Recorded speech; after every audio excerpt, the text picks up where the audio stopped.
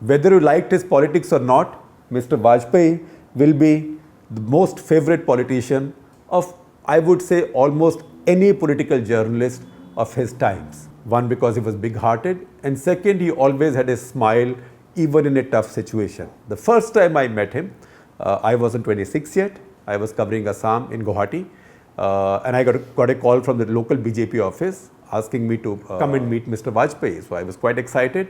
I went to the guest house where he was staying on the outskirts of the city on a hill, and I thought I'll be ushered into the VIP room, but he was sitting outside on the steps of the guest house, and he said, "Aap to naujawan aadmi, you are a young man, come sit with me here."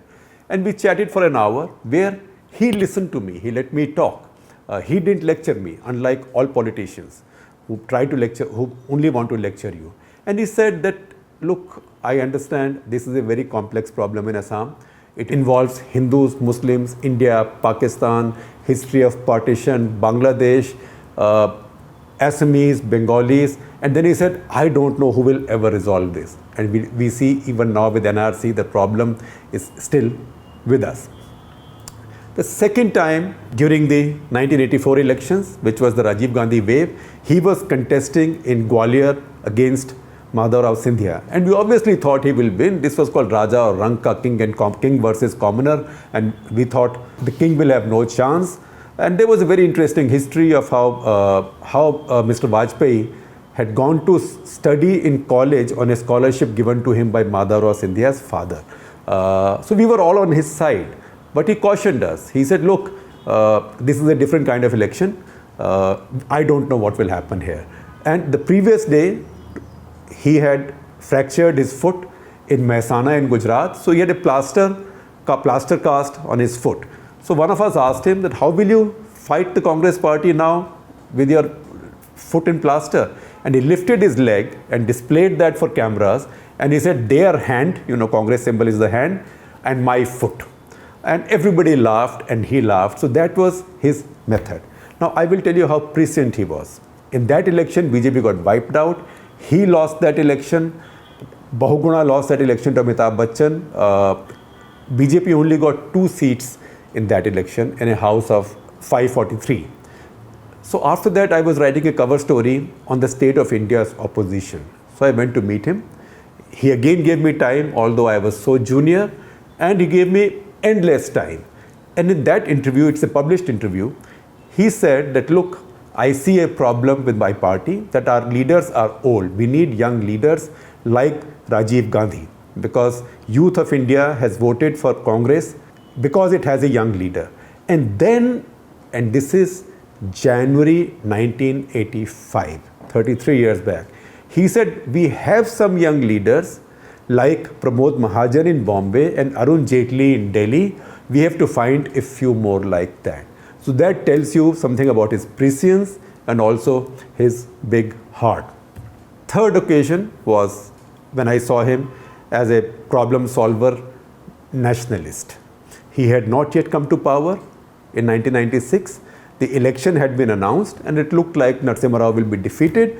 We broke a story at that point that after elections had been announced, Narasimha Rao's government had paid an advance to Yeltsin's government in Russia to place an order for Sukhoi 30 aircraft, which is now the workhorse of the Indian Air Force. So immediately the opposition reacted. Mr. Jaswant Singh and Vajpayee reacted and said, what is this? This looks like a scandal.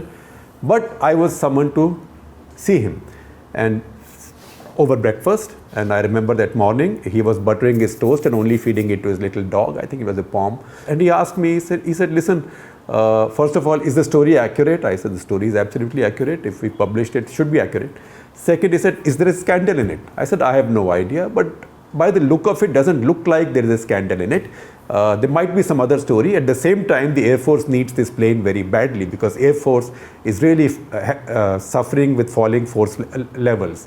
So he said, let's wait for some time. I don't want this to have the Bofors curse. Let's wait and find out more. And he and Jaswant Singh exchanged notes and then they decided to not talk about this. And that scandal or so-called scandal died at that point. When they came to power for 13 days, they saw the files and they figured what the truth was. The truth was, just as India was having its elections, Yeltsin was having his election. And the factory that makes the Sukhoi in Russia was based in Yeltsin's constituency and had not paid salaries to its staff for a long time.